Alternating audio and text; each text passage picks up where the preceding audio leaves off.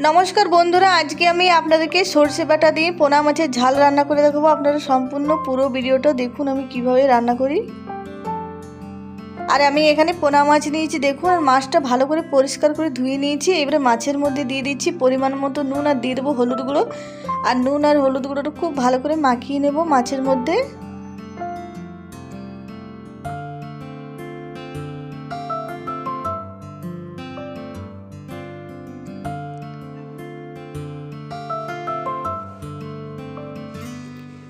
আর ভালো করে মাখিয়ে নিলাম নুন আর হলুদটা। এবারে মাছটা ভেজে নেব।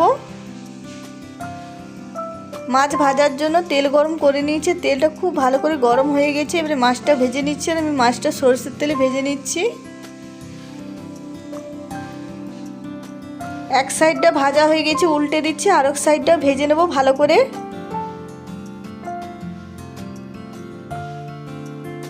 আর দেখুন মাছটা খুব সুন্দর ভাজা হয়ে গেছে। এবারে নামিয়ে নেব। একই ভাবে সব মাছগুলোই ভেজে নেব।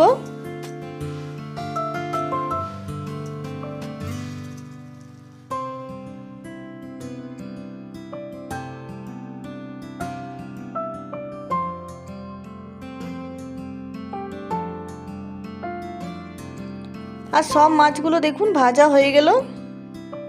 এবারে কড়াইয়ে আমি দিয়ে দিচ্ছি আবার সরষের তেল। আর এবারে তেলের মধ্যে দিয়ে দিলাম কালো জিরে, দিয়ে দিলাম একটা টমেটো কুচি, বড় সাইজের একটা টমেটো কুচি দিলাম। টমেটোটা এবারে হালকা ভেজে নেব। টমেটো হালকা ভেজে নিয়েছি। এবারে দিয়ে দিচ্ছি এখানে পেঁয়াজ, রসুন, আদা, কাঁচা লঙ্কা বাটা।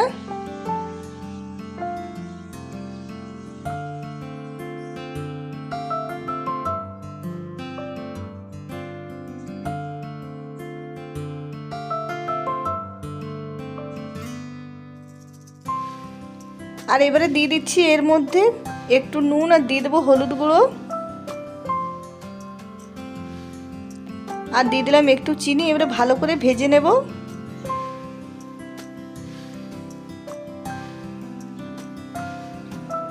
আর কিছুক্ষণ ভেজে নিয়েছি। এবারে এর মধ্যে দিয়ে দিচ্ছি সরষে বাটা। আর আমি এখানে শুধু সরষে বাটা দিয়েছি। এর মশলার মধ্যে আমি জিরে ধনে কোনোই দেবো না। আজকে সরষে বাটা দিয়ে মাছটা ঝাল রান্না করব। আর সরষে বাটা দিয়ে মশলাটা আবারও কিছুক্ষণ ভেজে নেব। খুব বেশি ভাজার দরকার নেই, একটু ভেজে নিলেই হয়ে যাবে। আর মশলাটা খুব ভালো করে ভাজা হয়ে গেছে। এবারে ভেজে রাখা মাছটা আমি দিয়ে দিচ্ছি।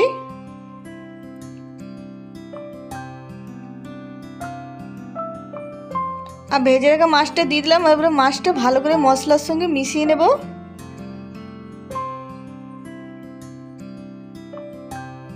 আর ভালো করে মিশিয়ে নিয়েছি। নামানোর আগে আমি ধনেপাতা কুচি দিয়ে নামিয়ে নেব। আর দেখুন সরষে বাটা দিয়ে পোনা মাছের ঝাল রান্না হয়ে গেলে এটা গরম ভাতের সঙ্গে খেতে দারুণ লাগে। আর আজকের ভিডিওটা পছন্দ হলে প্লিজ লাইক শেয়ার কমেন্ট করবেন। যারা নতুন দেখছেন তারা অবশ্যই আমার চ্যানেলটা সাবস্ক্রাইব করবেন, পাশে থাকবেন। রোজ রোজ মাছের ঝোল রান্না না খেতে ভালো লাগলে মাছের এই সরষে বাটা দিয়ে ঝাল রেসিপিটা বানাতে পারেন, খেতে অসাধারণ লাগে।